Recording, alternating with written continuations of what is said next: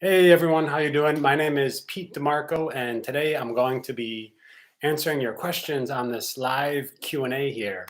So to get started, I have 5 questions. Where are my questions here? 5 questions to start with, and if anyone has a question, you can just type your question in the chat or say hello if you're just joining in. So I'm going to jump right into my first question here. Actually, I have a few questions. Today, I'm going to talk about what's a good lens to use for travel photography.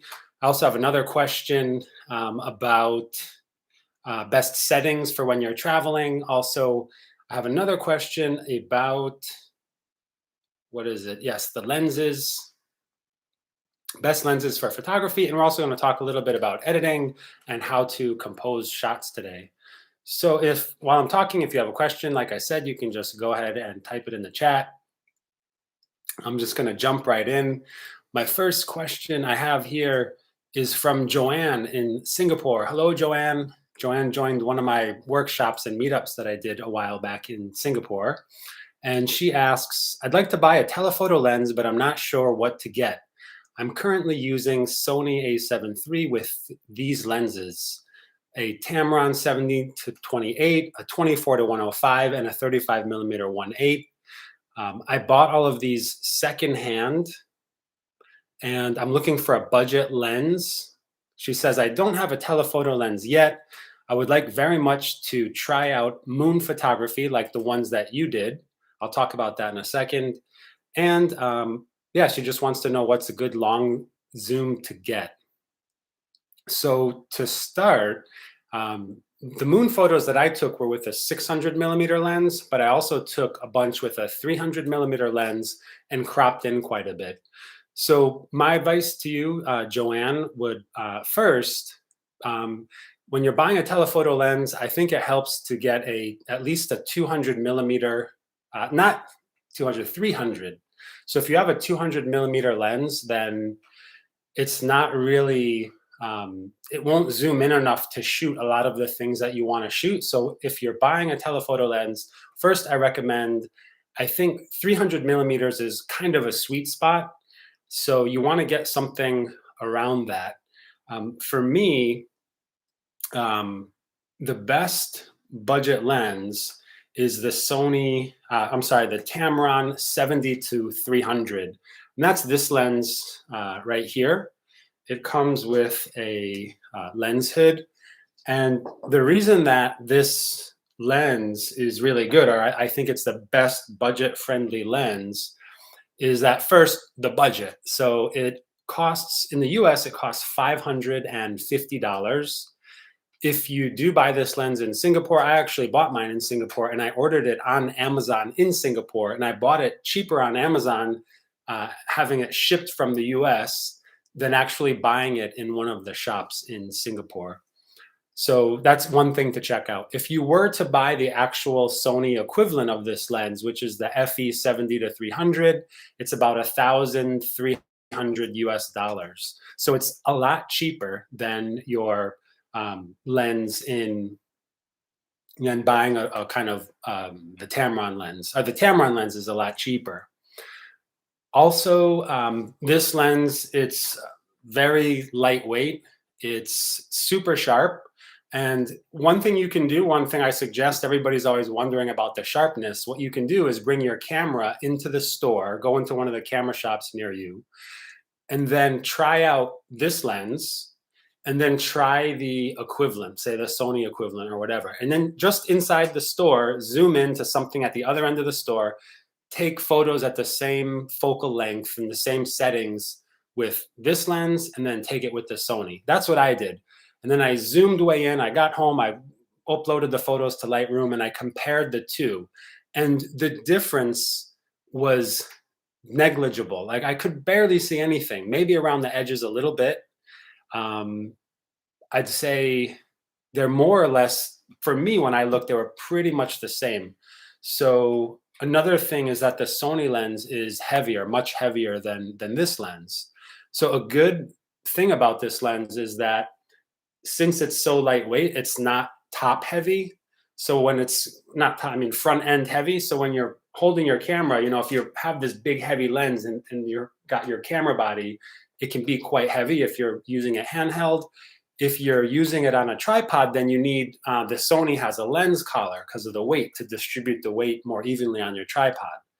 But if you take this lens, since it's so light, you don't need a lens collar, and it's really easy to hold by hand. So if you're, doing bird photography or photographing animals or whatever, and you need something that's fast or pretty fast and sharp, I highly recommend this lens here. There's a couple of problems with this lens, I will say. So the first problem is mine often doesn't autofocus at 300 millimeters. This is a huge problem. I don't know if I have a defective lens or if there's an issue with the autofocus. I'm not sure what's happening, but when it's only happens right at 300 millimeters. If I'm at 295, it's fine. But after a while, I noticed right at 300, for some reason, the autofocus just stops. That's really frustrating. So I need to bring the lens back. I don't know if I have a defective lens or whatever, but there is a warranty. So I need to get that checked out.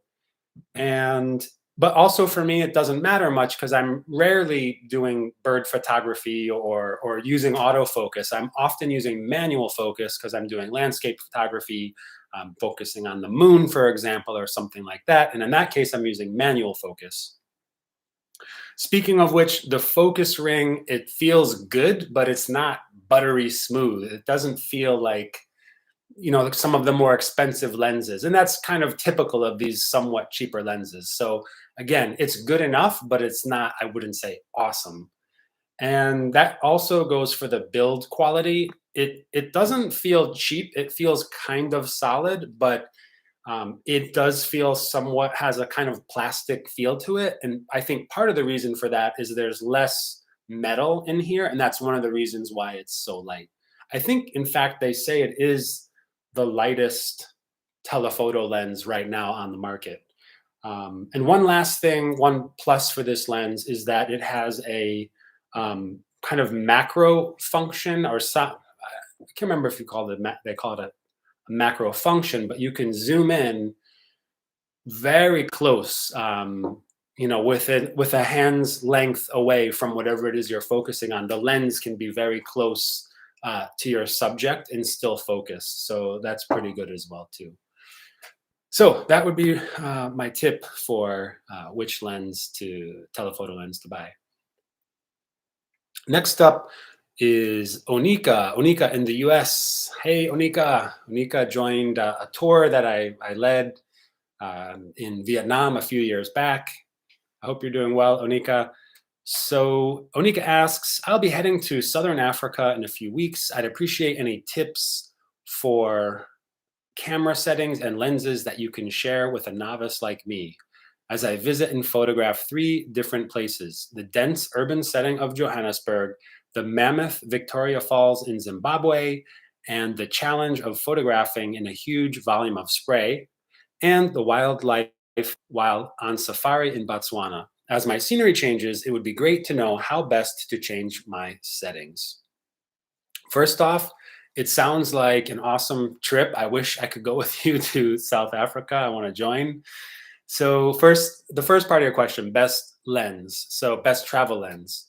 Well, I think a good lens and a decent lens is usually a mid-range telephoto lens. So on a full frame, that would be a 24 to 70, or on a crop sensor, that's a 17 to 55 millimeter, more or less.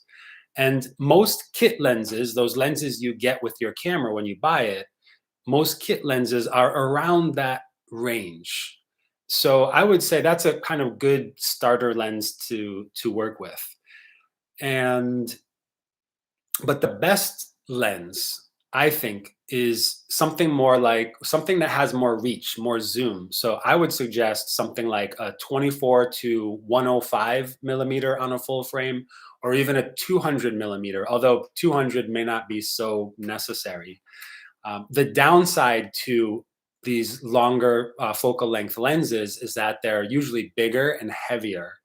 And so you're kind of carrying all this weight over your shoulder, or it's heavy to carry around all day. So sometimes, even though you sacrifice the ease of shooting with carrying around this bigger lens to have more focal length. But if that's not an issue, that's more a lens that I would use for travel photography. And when I say travel photography, uh, and as you're going around, what I mean is, maybe you're photographing mm, portraits of people in the streets, you're doing street scenes, you're doing cityscapes, you're doing a little bit of landscapes. Maybe you want to photograph the flora and fauna, which this sounds like all of what you're doing. So that would be the perfect lens.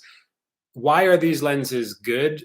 Because you don't need to keep changing your lens when you're out in the field. The problem with that is every time you take your lens off your camera, there's a chance for dust to enter in and get on the sensor. And when the dust gets on the sensor, you get the dust spots, and then your photos are, you spend all your time cloning out these dust spots. The other benefit to one of these travel type zoom lenses is that they're lighter, in the sense that you don't have to carry a whole bunch of lenses. You just bring one lens with you on your trip, or maybe two, and that means less weight when you're packing.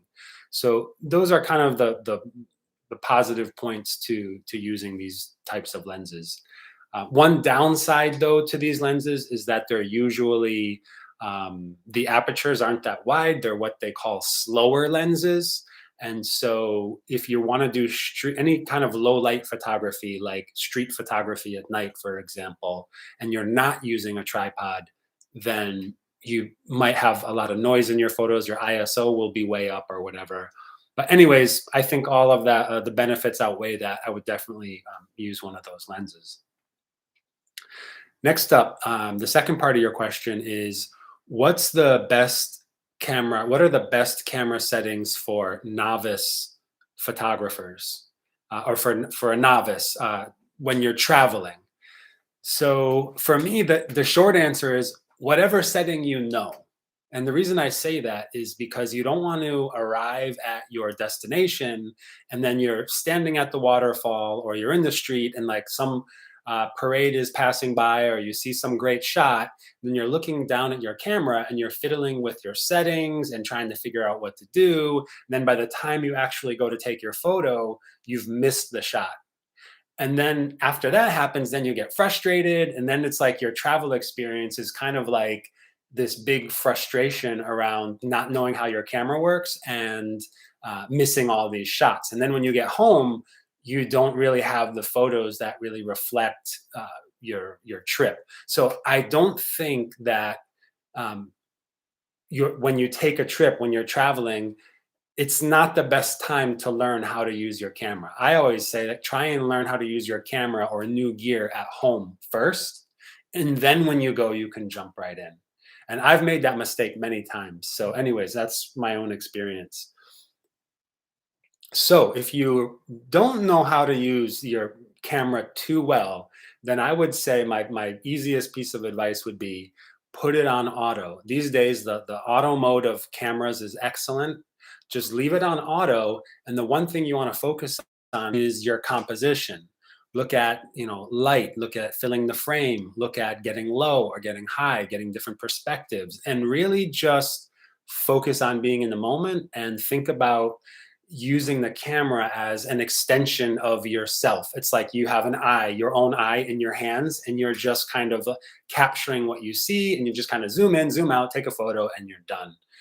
That would really be my main thing. If you are using auto, you maybe want to consider turning off your flash. I don't know if you have a flash on your camera. Sometimes they pop up, and then you get this really kind of gritty, not gritty, I don't know what the right word is, maybe cheesy, kind of old school flash mode, just pop a flash in somebody's face.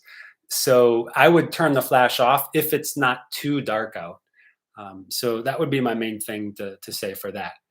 However, let's say you're an advanced beginner, you have some general understanding about the camera modes that you're using. Then for me, I would definitely uh, want to use two different camera modes that will make your life easier or help you capture better images. The first one is called shutter priority mode, and that's usually an S on your camera, or on Canons, it's TV. And shutter priority we use to blur or freeze motion. So this is perfect for wildlife, for example. So let's say you want to capture a bird in flight. Well, if you're in shutter priority mode, you put your shutter speed to say 1/2000th of a second, and that will freeze a bird in flight. You won't have any blurry wings, or the bird won't look blurry while it's flying.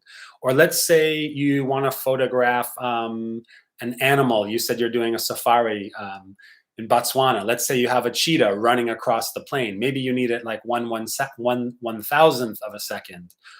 A person walking, usually you can freeze people walking around 1/250th of a second.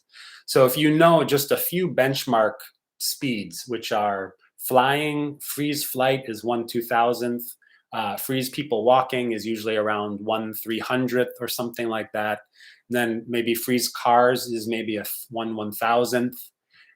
On the flip side, you might want to blur motion. So you mentioned the waterfall. If you're standing in front of the waterfall and you want to get that blurry, silky smooth watery look, then you want to set your shutter speed to around maybe 1/15th of a second, or maybe a quarter of a second. If you do use that slow of a shutter speed, you are probably going to need a tripod. Otherwise, your image will be blurry because you're holding your camera by hand, and your shutter speed will be too slow. So if you are going to go that slow with your shutter speed, you want to try using a tripod. Also, when I'm using shutter priority, I also use auto ISO. And auto ISO, the camera will choose the correct ISO that corresponds to the shutter speed that you have, that you're using, that will give you the correct exposure. So you want to leave on auto ISO, and you also want to make your auto ISO the minimum, set the minimum and maximum that you're willing to work with. So let's say your minimum ISO is usually 1/100th, or not 1/100th, ISO 100, or maybe ISO 200, depending on the camera that you're using. And maybe the highest ISO, that's up to you. Oftentimes it can be 6,400, sometimes 3,200, maybe even higher than 6,000. It really depends on your camera and what you're willing to accept in terms of graininess and image degradation. So that would be my tip for using shutter priority. And for using aperture priority, so aperture priority, or AV on Canon, controls your depth of field. And the depth of field is basically how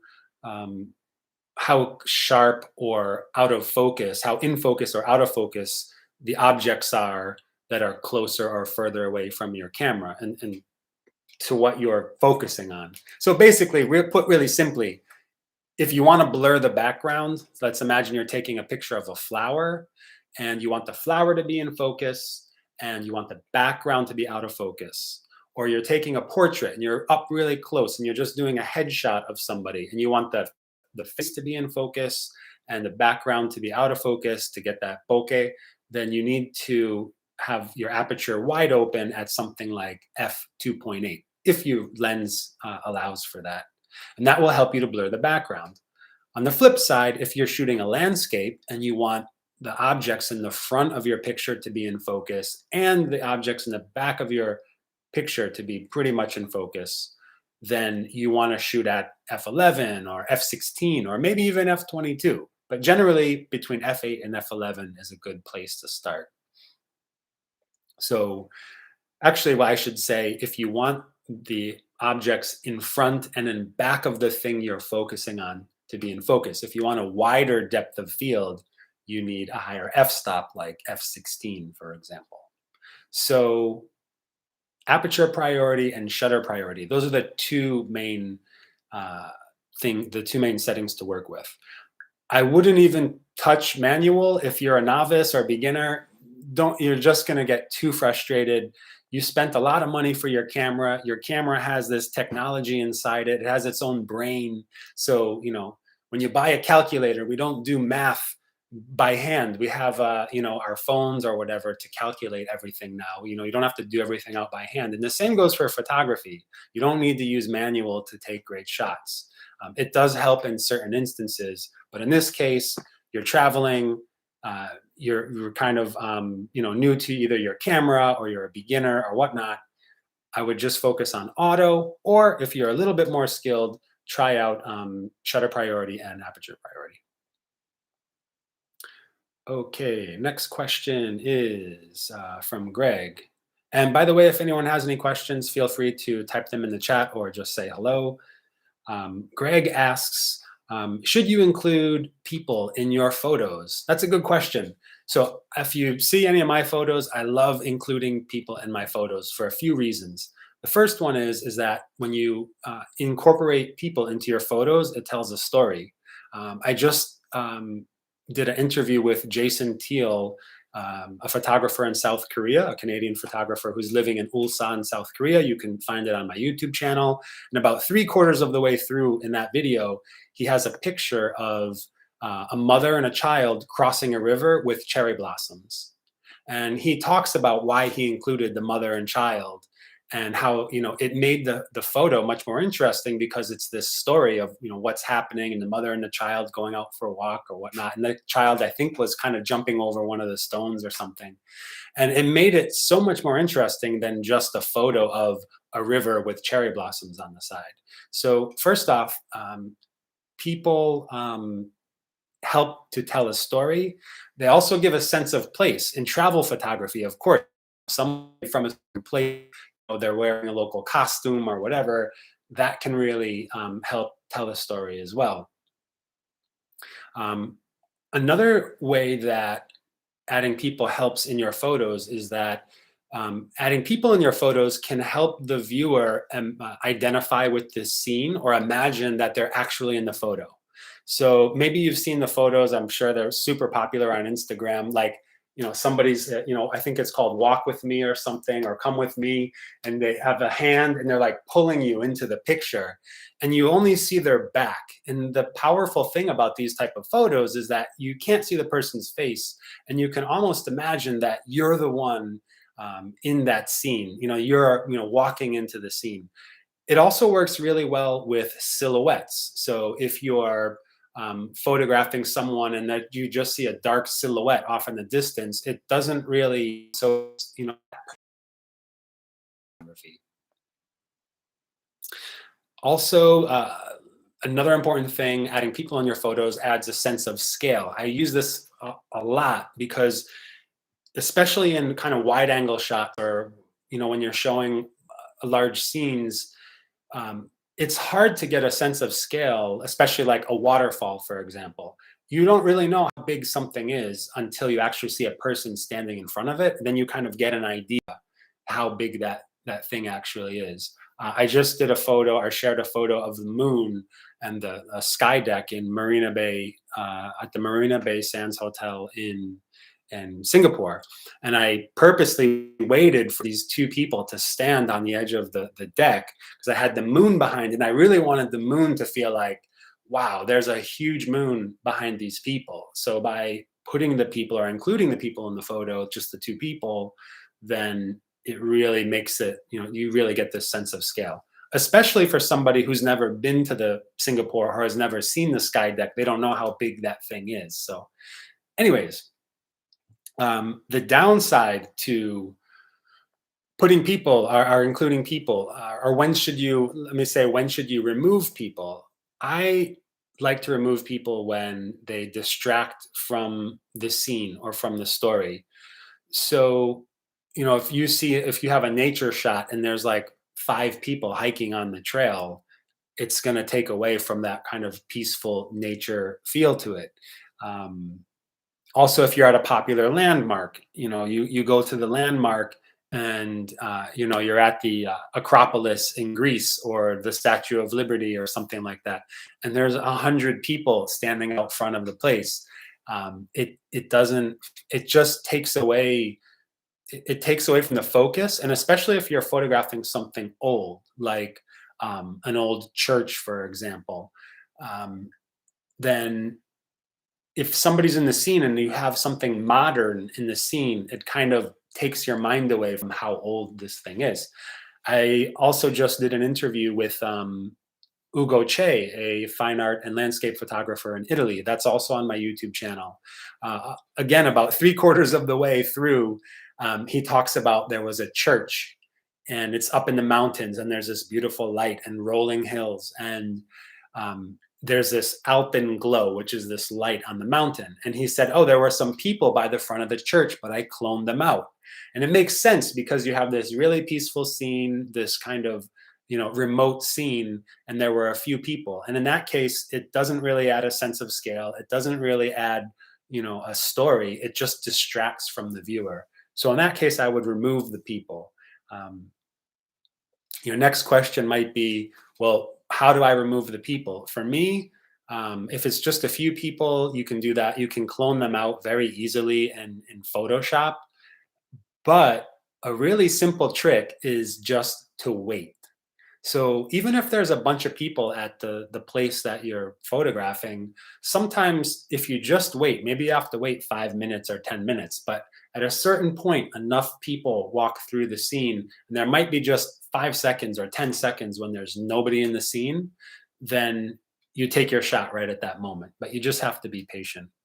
And a third method is to remove people is you take multiple shots. Maybe you take 5 photos at different times. So let's say there's a person here at the 30-second mark, and then there's two people here at the 35-second mark, but nobody over here in your scene.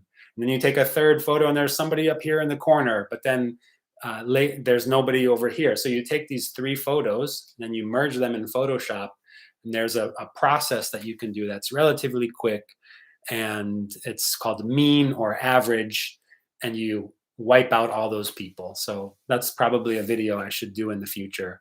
But if you just do a search on, search the internet, you'll find out how to do that. But that's more time consuming, and it's usually just for scenes where there's loads of people, is usually the only time I would do that. And last question here. And by the way, if anyone has a question, feel free to type it in the chat. Are lens corrections important in processing? So for me, lens corrections, so for those who don't know, when you're using Lightroom, when you import your photo into Lightroom, there's an option for lens corrections. So let's say you have your camera and you're using a wide angle lens like this 16-35, and you're shooting at 16 millimeters. The problem is at 16 millimeters, you get a lot of distortion, especially around the edges. Or if you're using a telephoto and you zoom way in, then you can also get these kind of wobbly kind of lines and stuff like that. So the first lens correction you need to correct for is distortion. And the second one is a vignette. So usually when you shoot wide open or at the maximum range of your lens, so let's say at 70 millimeters or at 300 millimeters, you often get like a dark kind of vignette around the edge of your image. And so when you hit lens corrections, it will fix the distortion and it will fix the vignette.